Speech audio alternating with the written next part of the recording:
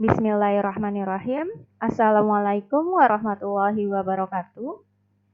Kali ini kita akan melanjutkan pembahasan kita mengenai sistem koordinat di dimensi 3. Apa itu sistem koordinat di dimensi 3? Sistem koordinat di dimensi 3 adalah suatu metode yang bertujuan untuk menentukan kedudukan atau posisi dari suatu titik pada ruang 3 dimensi berdasarkan 3 ukuran atau acuan. Jenis sistem koordinat dimensi 3. Sistem koordinat pada dimensi 3 terbagi atas 3 jenis, yaitu sistem koordinat kartesius, sistem koordinat tabung, sistem koordinat bola. Sekarang kita akan melanjutkan pembahasannya mengenai sistem koordinat kartesius. Sistem koordinat kartesius dimensi 3 berguna untuk menunjukkan kedudukan objek atau titik berdasarkan 3 acuan, yaitu sumbu X, sumbu Y, dan sumbu Z. Adapun ketiga sumbu ataupun garis tersebut saling tegak lurus satu sama lain, dan titik perpotongan antara ketiga garisnya disebut dengan titik origin O dengan koordinat 0,0,0. Sistem koordinat kartesius dimensi 3 menggambarkan posisi titik di ruang. Grafik sistem koordinat kartesius, kita lihat di sini bahwa sistem koordinat kartesius di dimensi 3 tadi terbentuk dari 3 buah sumbu. Terbentuk dari 3 buah sumbu, yaitu adalah sumbu X yang ada di sini, lalu sumbu Y, dan yang vertikal ke atas itu adalah sumbu Z. Ketiga sumbu ini saling tegak lurus satu sama lain. Dan perpotongan dari ketiga sumbunya ini ada di titik origin ataupun titik O yang berkoordinat 0,0,0. Nah, kalau kita lihat dari dimensi 3 tersebut, maka akan ada penentuan untuk nilai positif dan nilai negatif dari masing-masing sumbu. Penentuan nilai positif ataupun negatifnya berdasarkan hukum tangan kanan. Jadi, apabila kita memperhatikan tangan kanan, ibu jari ataupun jari jempol ini menunjukkan sumbu Z, di mana kalau ia mengarah ke atas, itu artinya sumbu Z-nya bernilai positif. Kemudian di sini ada jari telunjuk.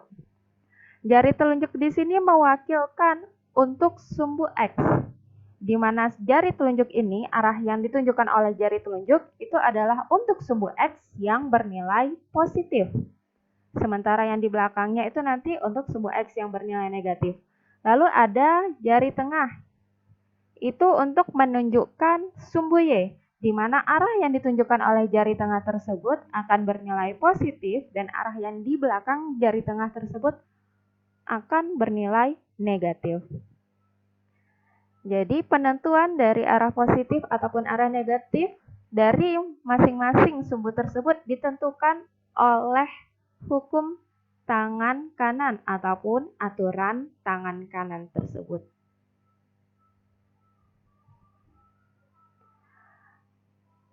Titik pada sistem koordinat kartesius dimensi 3 dinotasikan dengan X, Y, Z. Jadi cara menggambarkannya yaitu adalah pertama kali kita akan melihat koordinat dari X-nya terlebih dahulu. Kita lihat koordinat X-nya. Kemudian kita lihat koordinat dari sumbu Y-nya, lalu kita mengarah ke koordinat sumbu Z-nya yang ke atas. Sekarang kita lihat contoh, sebelum itu kita perhatikan dulu bahwa pada sistem koordinat kartesius dimensi 3, itu tadi terbentuk oleh 3 buah sumbu, sehingga nanti dari masing-masing sumbu itu akan membentuk bidang. Yang pertama, untuk sumbu X dan sumbu Z, mereka ini akan membentuk bidang XZ. Kemudian untuk sumbu X dengan sumbu Y, mereka akan membentuk bidang XY. Lalu sumbu Y dan sumbu Z akan membentuk bidang YZ. Jadi, bidang XY ini akan terbentuk saat Z sama dengan 0. Jadi, bidang XY ini terbentuk saat Z-nya 0, sehingga dia tidak mengarah ke atas. Kemudian bidang XZ saat Y sama dengan 0. Ini dia XZ, dia tetap di sini karena Y-nya 0. Kemudian bidang YZ terbentuk saat X sama dengan 0. YZ ini terbentuk karena X-nya bernilai 0. Nah, dari ketiga bidang tersebut ini, mereka akan berpotongan satu sama lain, sehingga nanti akan membentuk 8 ruang, atau istilahnya 8 oktan.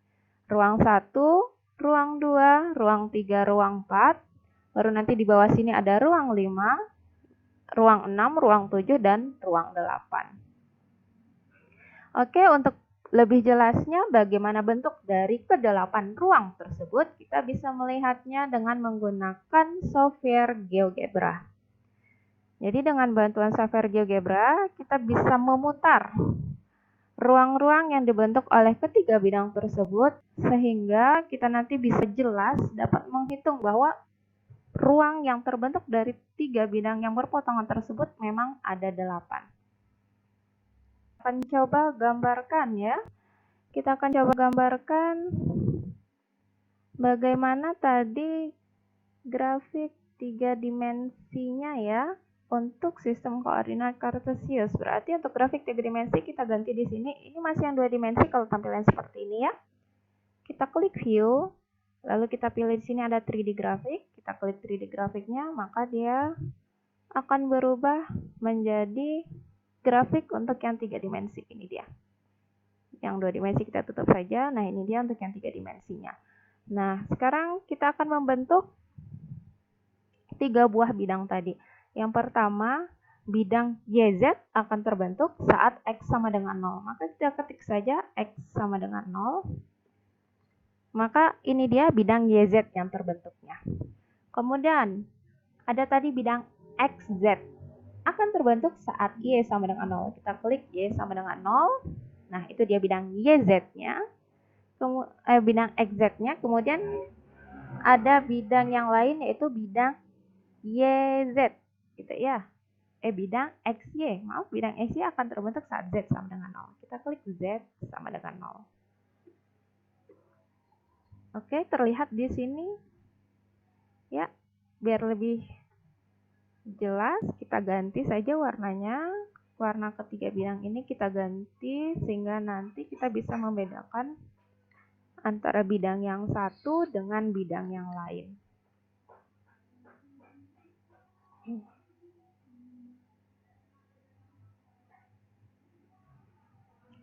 Itu kita ganti. Sekarang ini coba kita ganti warnanya. Klik kanan, object properties, lalu color. Kita ganti dengan warna yang lain.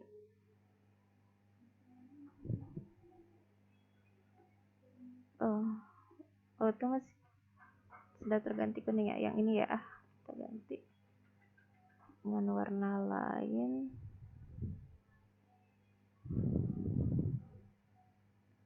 Oke, sudah terlihat di sini ya, ada 3 buah bidang yang saling berpotongan. Nah, sebelumnya ya, kita perhatikan di sini untuk yang berwarna merah. Ini ya, kita lihat ini sumbunya. Untuk sumbu yang berwarna merah ini adalah sumbu X, gitu ya.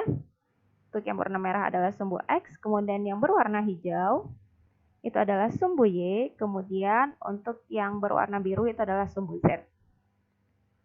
Jadi biasa yang kita sering gambar itu untuk X yang positif, Y positif, Z positif itu adalah saat kita memandang ruang yang ini. Nah, ruang yang ini adalah ruang yang disebut dengan oktan ya, tadi kan ada 8 dan ini adalah oktan yang pertama. Jadi oktan yang pertama itu kita peroleh saat X positif, nilai pada sumbu X positif, Y positif, Z positif. Lalu yang di belakang sini, ya yang ini tepatnya, itu adalah oktan 2. Oktan 2 kita peroleh saat kapan? Lihat di sini X-nya yang negatif, Y-nya positif, Z-nya positif. Lalu setelah oktan 2 ya di sini lagi ada ruang lagi di sini. Nah, kalau kita lihat ruangnya di sini itu terbentuk dari X negatif, Y negatif, dan Z yang tetap positif. Nah, itu adalah oktan 3. Lalu di sini ada lagi oktan 4. Oktan 4 terbentuk dari X positif, Y negatif, dan Z yang positif. Nah, itu dia ada 4 ruang. Oktan 1, oktan 2, oktan 3, dan oktan 4. Nah, dari keempat ruang ini, itu sebenarnya penentuan X dan Y-nya itu mirip seperti kuadran 1, 2, 3, dan 4. Hanya saja karena ini adalah sistem koordinat Cartesius di dimensi 3, kita tambahkan satu sumbu lagi yaitu sumbu Z, di mana sumbu Z-nya itu akan bernilai positif untuk oktan 1, 2, 3, dan 4. Lalu bagaimana dengan oktan 5, 6, 7, dan 8? Oktan 5, 6, 7, dan 8 itu ada di bawahnya. Nah, seperti ini di bagian bawah. Kalau kita perhatikan, ini dia ya. Jadi kalau kita hitung ada 1, 2, 3, 4. Lalu di bawahnya ada lagi 5, 6, 7, 8. Nah, itu dia. Kalaulah oktan 5 itu tepat ada di bawah oktan 1. Oktan 6 tepat ada di bawah oktan 2. Lalu oktan 7 tepat ada di bawah oktan 3. Dan oktan 8 tepat ada di bawah oktan 4. Jadi kalau kita lihat nilai untuk sumbu X dan Y-nya itu akan sama seperti di oktan 1 gitu ya. Untuk oktan 5 X-nya positif, Y-nya positif, tetapi Z-nya akan bernilai negatif karena oktan 5 dia ada di bawah sini. Begitu juga untuk oktan 6. Oktan 6 kalau kita lihat di sini ya, oktan 6 di situ kita lihat Y-nya positif, X-nya negatif, dan Z-nya negatif. Itu oktan 6. Lalu untuk oktan yang 7, kita lihat di sini. Oktan 7, kita lihat ini dia X-nya negatif, Y-nya negatif, dan Z-nya juga negatif. Itu untuk oktan 7. Baru oktan 8, kita lihat di sini. Untuk oktan 8, kita lihat yang di bawahnya ya. Oktan 8 ini dia X-nya yang positif, Y-nya negatif, Z-nya negatif. Itu adalah oktan 8. Jadi pada sistem koordinat di dimensi 3 ini, sistem koordinat Cartesiusnya terdiri atas 8 oktan. Nah, sekarang kita lihat ya. Ini dia untuk oktan 1, 2, 3, dan 4. Ini semuanya sama ya. Oktan 1 mirip seperti kuadran 1, X dan Y-nya. Oktan 2 seperti juga. 3 dan 4 juga sama. Hanya saja oktan 3 dan 4 ya itu sama, hanya saja perbedaannya ditambah dengan satu lagi sumbu Z, di mana sumbu Z-nya bernilai positif. Lalu untuk oktan 5, 6, 7, 8 itu akan sama ya, X dan Y-nya sama seperti oktan 1, 2, 3, 4, hanya saja pada oktan 5 sampai 8 Z-nya itu ada di bilangan yang bernilai negatif.